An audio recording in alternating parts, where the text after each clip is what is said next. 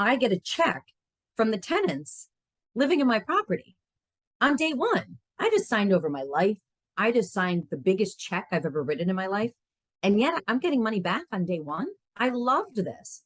And that was right then and there. I actually said at that closing, I was like, oh, I'm so doing this again. Hi, this is Garrett Sutton, and you're listening to the Average Joe Finances Podcast.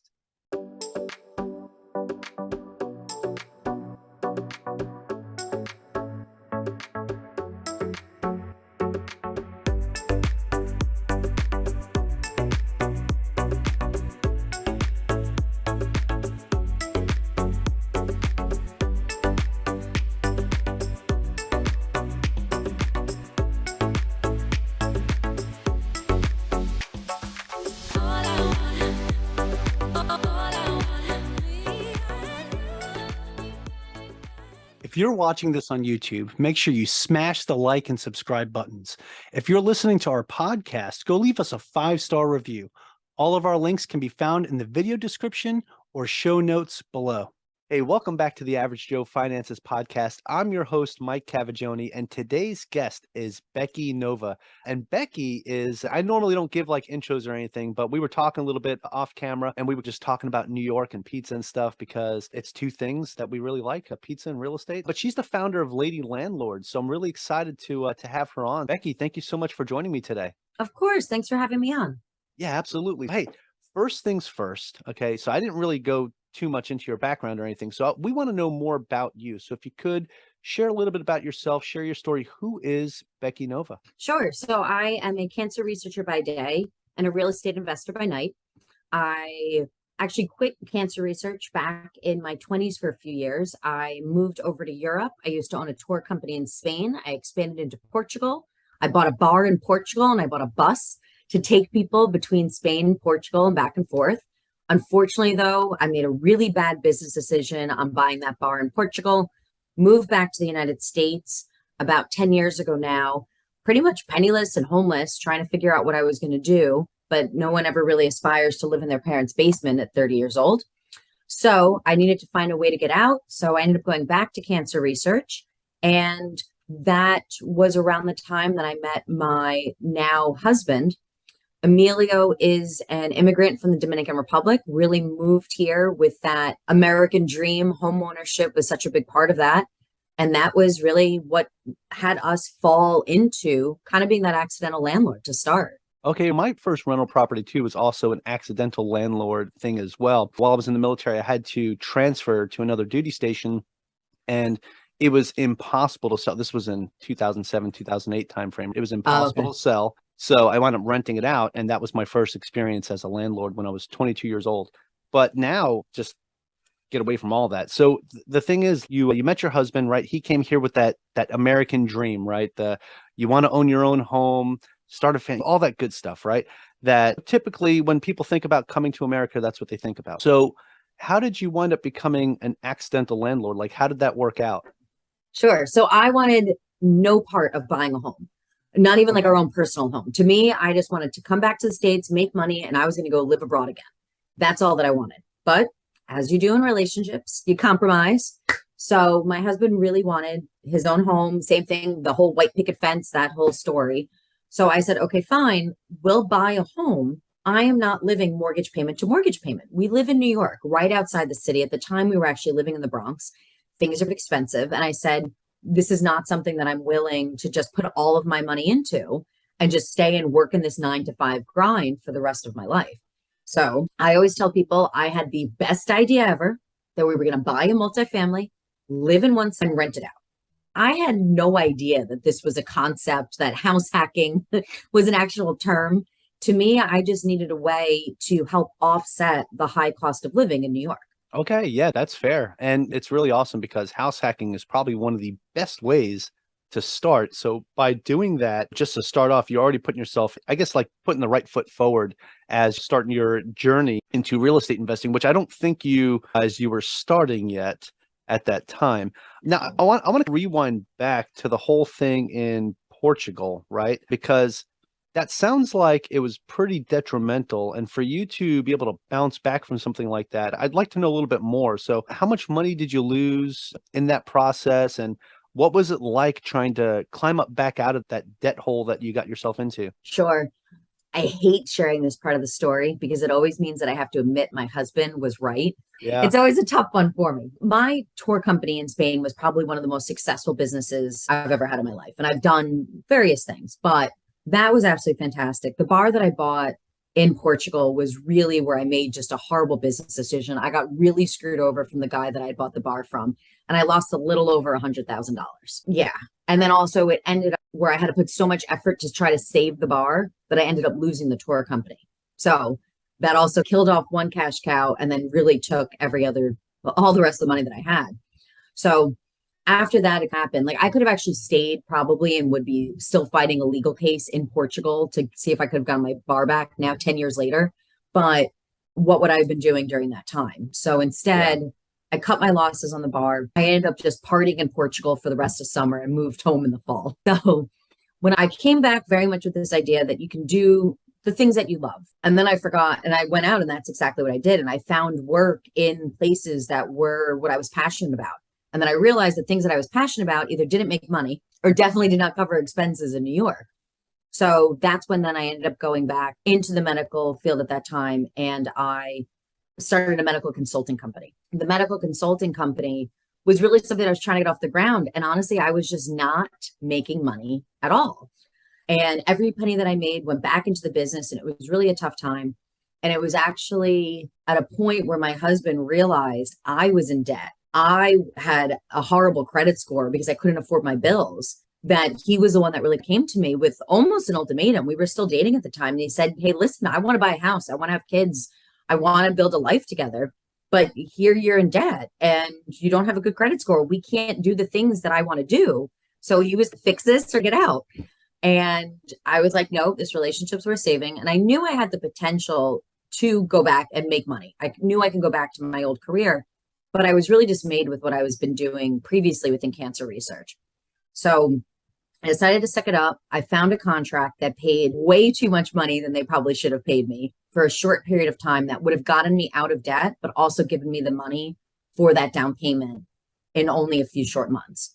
So that was really a game changer for me. And it ended up putting me in the position to find a role back in cancer research where I felt more empowered to be able to help my patients. So I ended up going back to them then full time in a much better capacity 10 years after I'd quit. Wow. What a comeback story, right? So when you wind up losing the tour business in Spain, is because you had to over leverage to try to make up for the losses of the bar? Like, how did you wind up losing that? So part of it was because I had to sink all the money into one. My other problem was that where my tour company was in Spain versus where my bar was in Portugal was about 5 hours away. So I had apartments that I was renting in both places. And the idea was that every 3 to 4 days, I would switch cities. But because the bar was having such problems, which I'll explain in a second, I couldn't oversee my business in Spain. And unfortunately, my business was very much, as branding is these days, they are the person in front. So now all of a sudden, the people I left to manage my tour company just weren't the right personality, not the right managers to be there. So I had to decide which one of these two businesses I wanted to save. My goal is always to go live on a beach. So to me, saving my beachfront bar made more sense. Problem with my bar was that I bought the bar from the previous owner and I bought it in turnkey condition. Now, turnkey condition, meaning for a restaurant, that I have the tables, that I have the chairs, that I have the plates, I have the silverware, I have a commercial kitchen. And when I bought the place, the seller took out all of those items, emptied it. He took out my commercial stove and just put in a little dinky 4-burner that you would find in your home. I can't run my restaurant that way. And also one of the other parts of the agreement was that he was going to help transport the kegs, the food, everything that was needed, especially since I was going to be back and forth between the two cities. And that was something he completely cut me off from that. Where this bar was, since you were from the East Coast, think Jersey Shore. You have 3-4 months to make your money in summer and that's it. So I couldn't sit there and fight with him, or I just needed to act. So I went and bought new tables, new chairs, new plates. You have no idea. Like a kitchen knife, a professional kitchen knife can cost you like $100. I never knew that. So I really had to go and save these things. I had to, at the beginning, I actually had a guy in the neighborhood of this beachfront town take me on his moped to grocery stores. And we would literally do trip day in and day out with me on the back of a moped trying to hold like cases of beer up and down these cobblestone streets to be able to get into my bar, because I just needed to figure out how to make it work the best I could. Wow. Then, long story short, he ended up having problems with the new bar that he bought. So he felt that the appropriate thing was to come back and steal the bar that he had sold to me. So he ended up paying off the town's attorney to claim that we did not have a fully executed contract. So then he actually, the Portuguese police turned the bar back over to him within all my stuff. Wow. Oh my goodness. I didn't know it was that bad. Like when you described it initially, it was like, okay, the business kind of flopped and that was that. And you wind up losing out on money. That's even worse than anything I could have possibly imagined. Wow. And want to know why he lost his bar and had to come back and steal mine? Sure. Yeah. I mean, does it have to do with the fact that he probably installed all of that commercial equipment that he took from the old bar and it just didn't work? I don't know. What was it? No, because he was running drugs through his own bar and needed the bar to launder money. And his partner found out. So he had to come back and steal my bar so he had a place to wash his money. Interesting. Wow. Yeah. It's an unfortunate situation. Like you definitely got dealt a extremely bad hand there. It sounds like you pretty much lost everything, but you were still able to bounce back from that, right? And build the life that you have right now, which is absolutely amazing. And I think it's important to focus on the losing aspect that you had. And it's one of the reasons why I wanted to dive a little bit deeper into that, is to show that, because I know a lot of people that get down and out because they get into a deal that doesn't work out, it flops, or there's one or two things that happen in their business and they just throw up their hands like, well, this isn't for me. And they give up on being an entrepreneur. Right. So you're going to have days like that. You started off in that aspect, right? You had a really great business and then you had one that destroyed both of them. So right off the bat, someone else in your shoes would probably just throw their hands up and be like, nope, I'm just going to go back to doing my 9 to 5, doing the cancer research that you were doing. And that's going to be that. But no, you said, I'm going to go back into that to recover, but I still want to get into something else. And that's when you figured out real estate was something that you were interested in by accident. But a happy accident, right? I came back. Everybody, when I came back, were like, oh my God, you must be so upset. That was so horrible. What happened? You lost all this money. You lost this life that you had built. You lost your business. And I was just like, was I sad? Am I upset? Yeah. But okay, it happened. I learned so much from that experience that has now helped me. But honestly, there are still things that now I feel like I do in my real estate investing journey or within my business with Lady Landlords that I actually learned from making all of those mistakes. And honestly, I think that was better education than I could have gotten from any MBA. Yeah, 100%. I mean, that's one of the things I wanted to point out too, is in real estate or in business in general, when you have these things happen, don't look at it as a failure or anything like that. Look at it as an expensive education.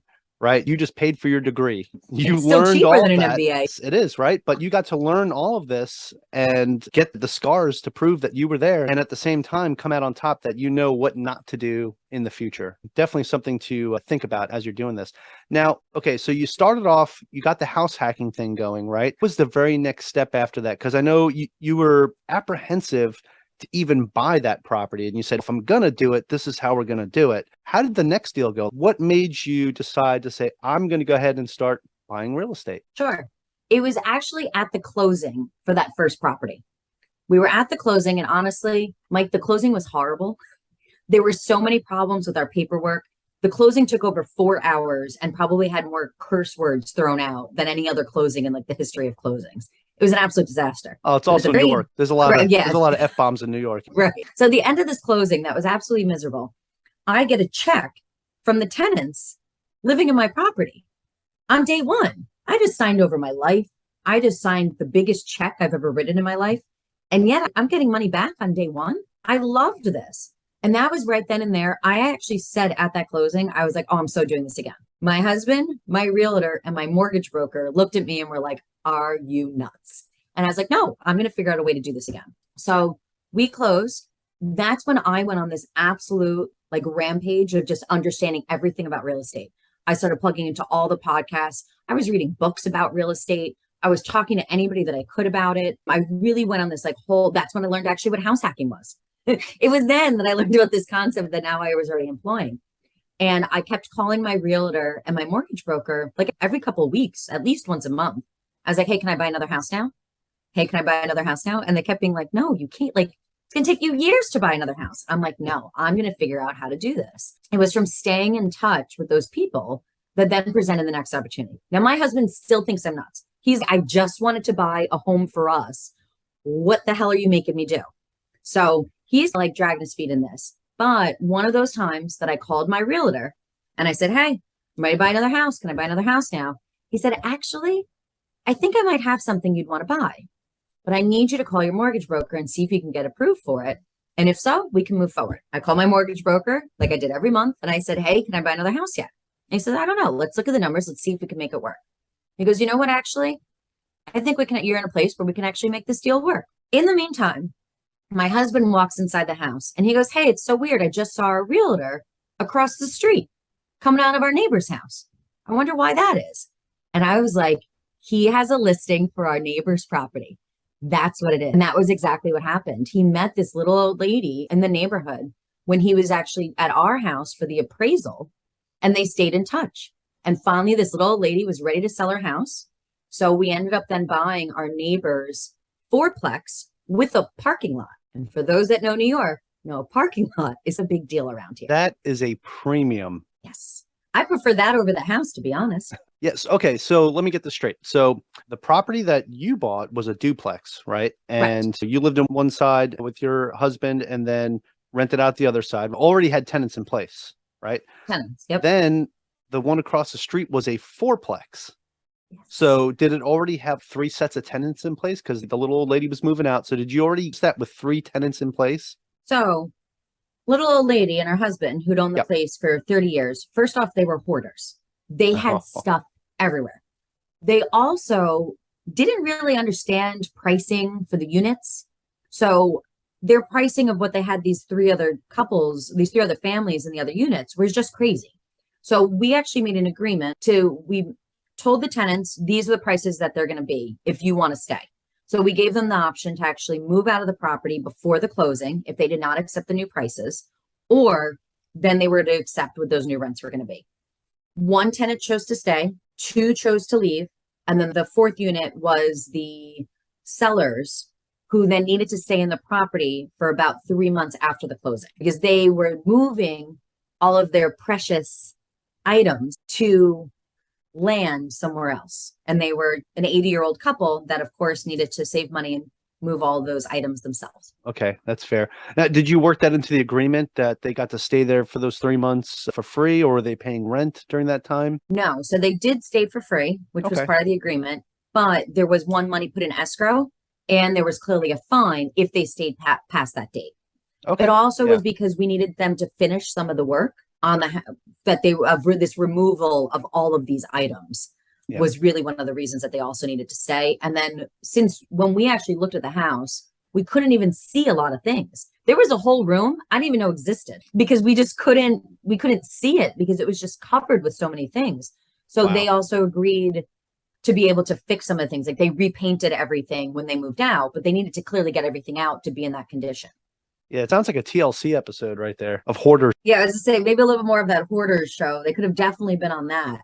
It was insane. When that happened, so you had the 1 tenant that stayed in place, the other 2 moved out. Did you renovate those 2 units or anything, or did you keep them as is and then look for new tenants, or did you just fix it up a little bit, new paint, change out the carpets or anything? Sure. Remember that I live across the street in a duplex. Tenants that I had upstairs were these 2 young bartenders. And when I met them, I'm like, oh, these 2 are going to fall in love. These 2 are so right for each other. They didn't see it. They did not get along. They hated each other after their year lease, but they wanted to stay with us. So what ended up happening was we had the tenant from upstairs move across the street. He wanted his own space, but he can't afford the area. So we made an agreement with him. Hey, we'll rent you this apartment, but it's outdated. It's not renovated. We'll give it to you for a cheaper price so that way you can afford it, but we're not making any upgrades. So he took it. So we just literally had him move across the street, which was fantastic. Then the top unit that the tenants moved out, we did a gut renovation on that one because that was just, we could not re-rent that. It was just, there was a family that had lived there for 16 years. Oh, wow. Moved in as a couple. They ended up with 3 kids. There seemed to be a little bit of a miscommunication between the sellers and them on why they ended up choosing to leave. but that was the choice that they made. And then the seller's apartment, when they finally moved out 3 months after, we thought that we were going to have to make upgrades to it. But we were like, you know what? Screw it. We're just going to throw it on the market. We can't do work till next week. We'll see what happens. And we rented it in under 12 hours. Wow. Yeah. Wow. Okay. So now at that point, you have what, 3 out of the 4 units rented because you're renovating one of them. Then you have your upstairs unit and your duplex rented out. So did one of the bartenders stayed there, right? The other one moved across the street. So now you're pretty much what, 4 for 5 at this point? We're 4 rented for out? 5. The 6th apartment we renovated while we were actually on our honeymoon on the other side of the world. Wow. So we had our contractors sending us things. Then when we got back, we finished some of the other items up ourselves. And then we got that rented. We got that rented out as well. Okay. Selfish question for me, because I'm 5,000 miles away from some of the properties that I have. How do you manage not only the tenants while you're traveling around and everything like that, but also managing the contracting and all that other stuff that was going on when you were renovating those units? Because that's a lot to have going on while you go out on your honeymoon. So how did that kind of work out? Sure. And also, my husband and I live in the Dominican Republic during the winters. And that was my dream. Remember that whole compromise thing? He wanted his home. I want my beach home. There you go. So I knew from the very beginning of all of this that I needed to put systems into place so that way I can manage my properties from anywhere. I didn't care that my properties were across the street. I was going to treat, or that I lived in one of them. I treated even that first apartment that's above my head. I treated that as if I was Becky Nova, property manager for 1,000 units. Like, I put systems in place. I had my own email for it. I had a Google Voice number. Like, I put things like in order. So same thing with the contractor.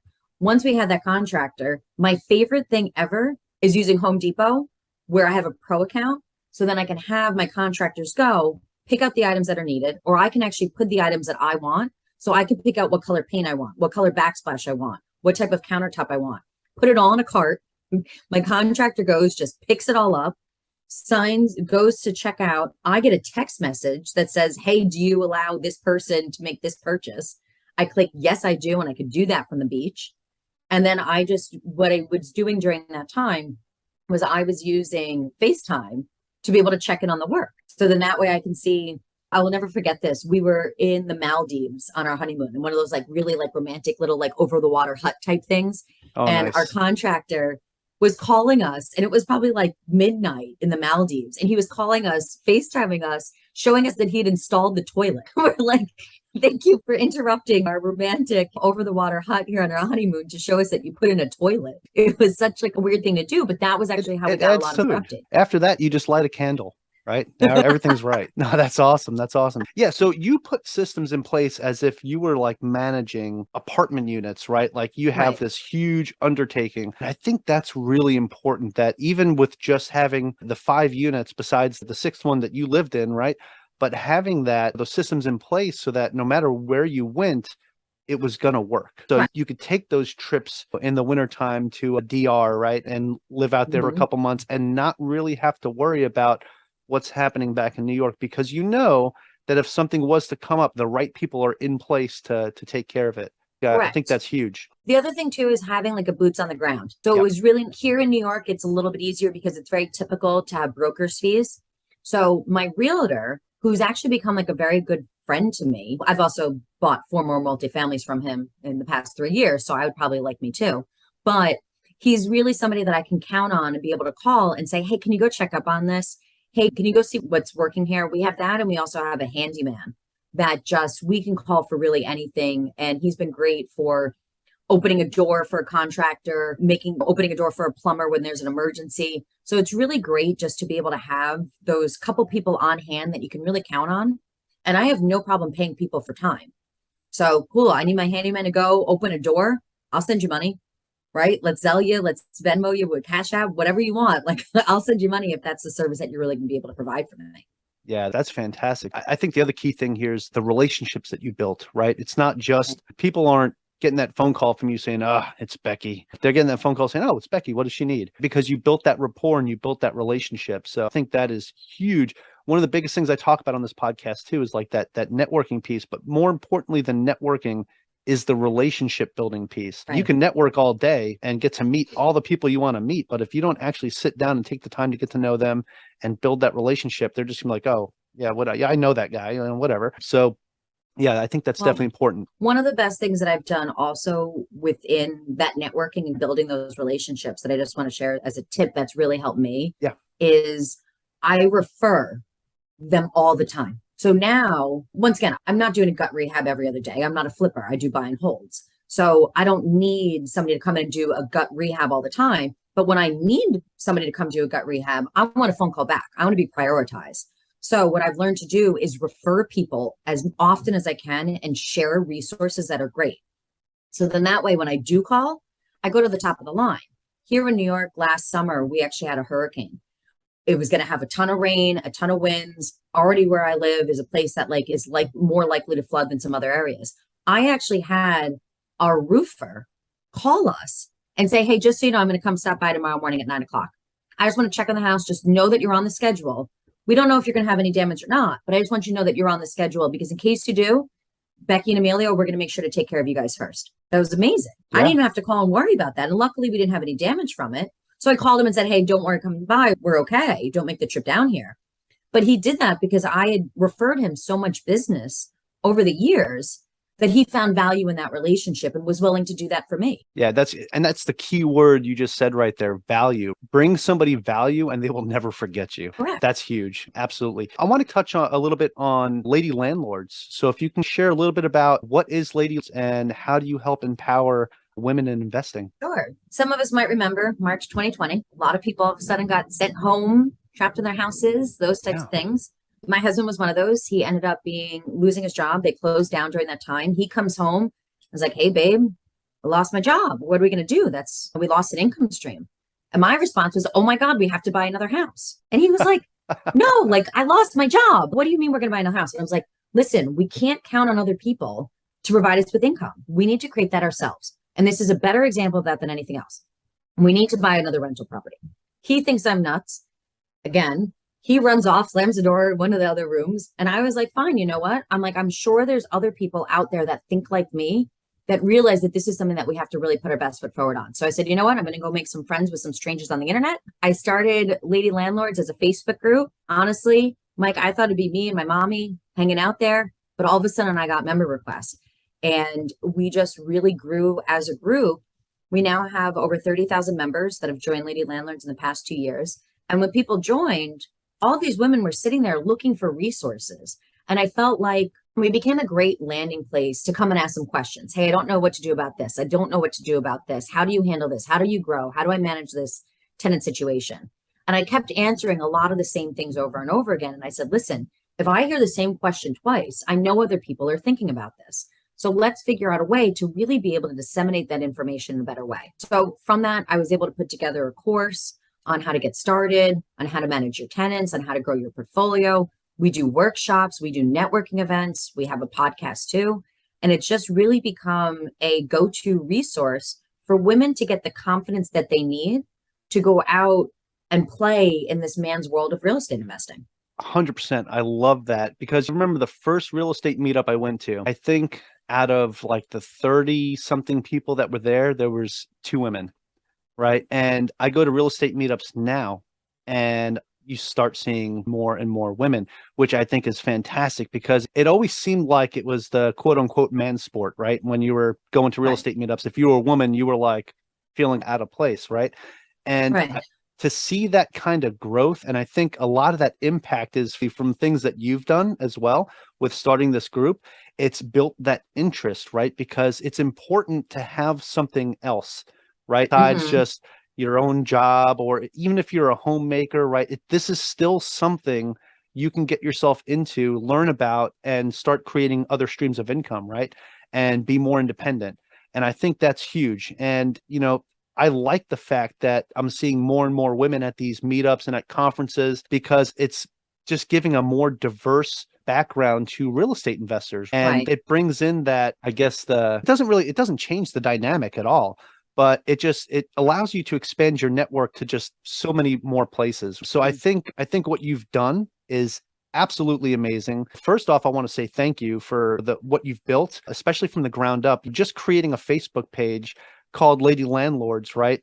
I'm pretty sure that it wasn't hard for people to find when they said, "Woman's, I want to go learn about real estate," and they do a little Right. search. That's one of the first things that's going to pop up. So you created a community to have people feel more comfortable, to have women in particular feel more comfortable about real estate investing. And that's awesome. So I wanted to point that out. I think it's absolutely amazing what you've done. Thank you. Your story is amazing. The bounce back that you've had, how you got into real estate by accident and then said, "Hey, this is nuts, but I want to keep doing it." You went with the flow of, "I think this is crazy, but I like crazy. So let's stay crazy." Your husband might still think you're crazy, and that's okay. You're creating all these different streams of income, and you did exactly what you said you wanted to do when he lost his job, right? You said, "We lost a stream of income. We need to replace it with a stream of income." And that's what you were doing. I think it's super important to have multiple streams of income so you could set yourself up when you reach that financial independence number. It's life-changing, and you're only going to get there by getting multiple streams of income, whether it's in real estate, the stock market, whatever you want to invest in businesses. I prefer real estate. I know you prefer real estate as well. It's just a great way to build wealth and build cash flow. All right, Becky, this has been absolutely fantastic. I want to transition this into something that we call the final round. I'm going to ask you three hard-hitting questions and then one opinionated question, so people already know how you are when you're in a very tough situation, but this will provide maybe a little bit more transparency for people. So if you're ready to go, we'll get this party started. All right. All right, let's do it. The first question, Becky, is what's the biggest mistake you've ever made in real estate investing? I'm going to take a little cop out on this one and say none. Ooh. I feel that This is a first here. All right. I No still mistakes. believe that the first property that we had a ton of issues. It was also only a duplex. It was the right property for us to start with. We got our feet wet with one tenant. Things weren't necessarily right. We ended up having a ton of leaks and other issues with the property. We had a legal battle, oddly enough, with my own attorney that I won. It gave us the foundation that we needed to then go to the second one. Second one, same thing. We made mistakes, but I learned from all of those. And they taught me how to do that better than the third deal and the fourth deal.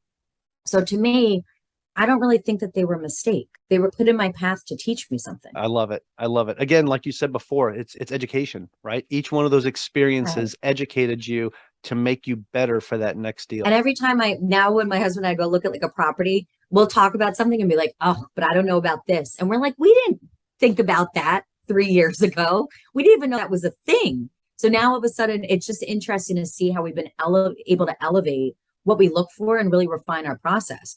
But we had to go through that to get to where we are now.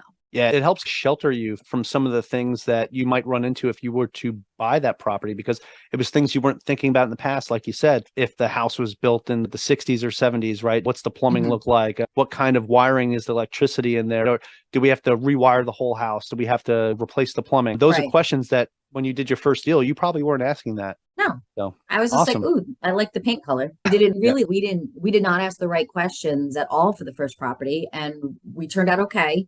We got involved. We got that first property, which honestly was the most important part. Absolutely.